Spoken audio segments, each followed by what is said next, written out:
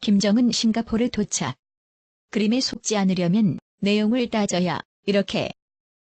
조갑주 TV 영상 녹취록 미북 합 의문에 CVID를 반드시 넣어둬야 완전한 자유로운 임의적인 검증이 가능하도록 허용해야 평화협정 체결 등 은지금 거론할 때가 아니라는 것. 무엇보다 IAEA와 NPT에 북한이 가입하겠다 고 약속해야.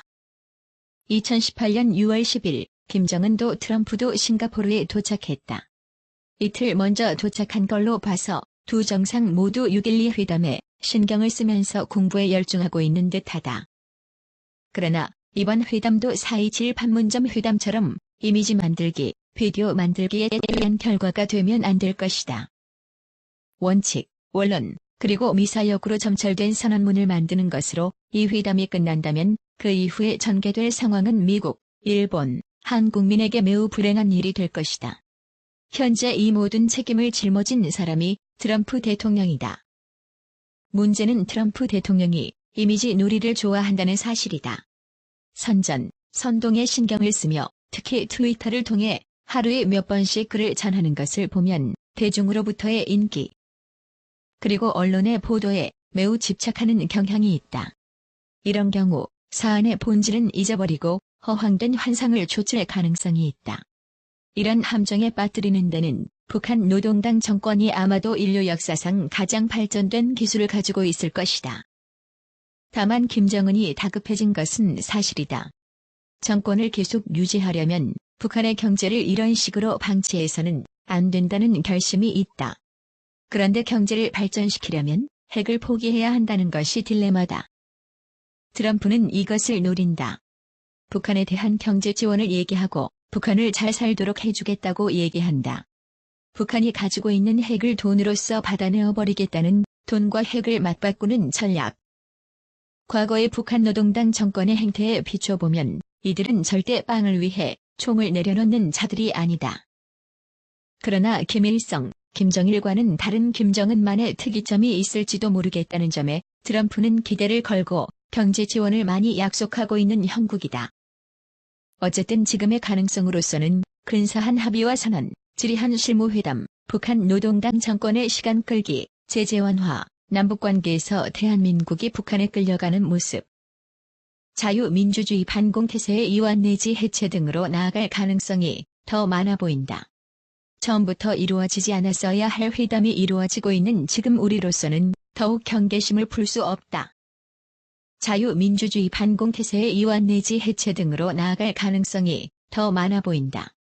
처음부터 이루어지지 않았어야 할 회담이 이루어지고 있는 지금 우리로서는 더욱 경계심을 풀 수 없다.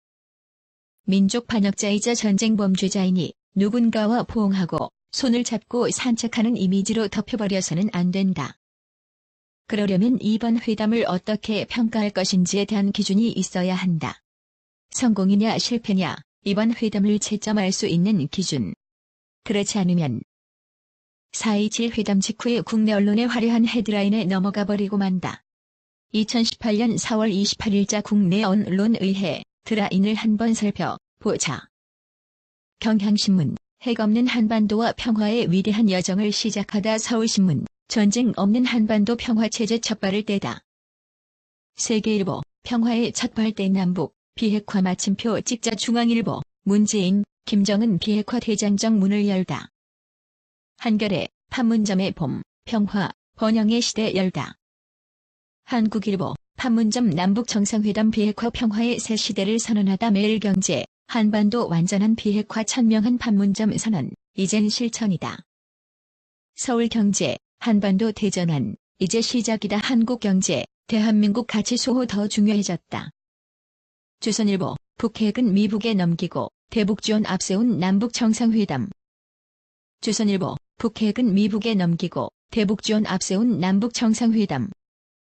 군 경험이 있는 전문가들의 의견에도 주목해보자.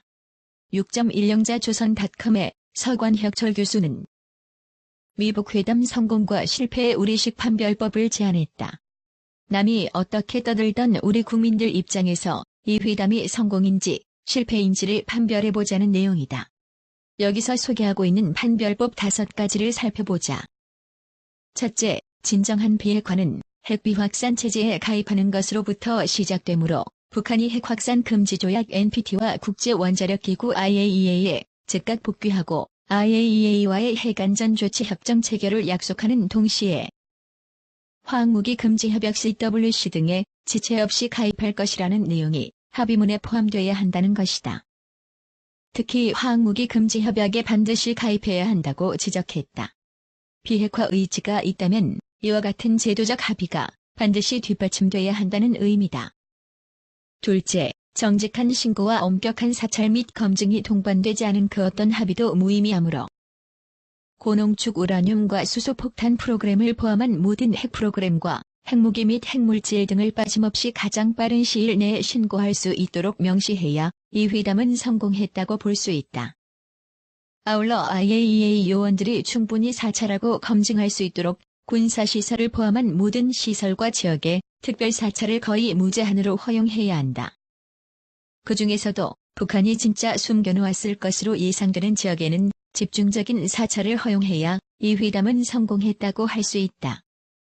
셋째, 미국과 북한은 이번 회담의 목표인 CVID, 완전하고 검증 가능하며 되돌릴 수 없는 핵폐기를 합의하고 이를 합의문에 명시해야 한다. 그동안 북한은 CVID라는 용어를 한 번도 쓴 적이 없을 뿐 아니라 강한 거부감을 표시했다. 그로 인해 북한은 CVID를 원치 않는 것으로 의심을 받아왔다. 그러므로 이런 의심을 해소하기 위해서라도 북한이 CVID를 수용한 사실을 회담 결과에 포함시켜야 한다.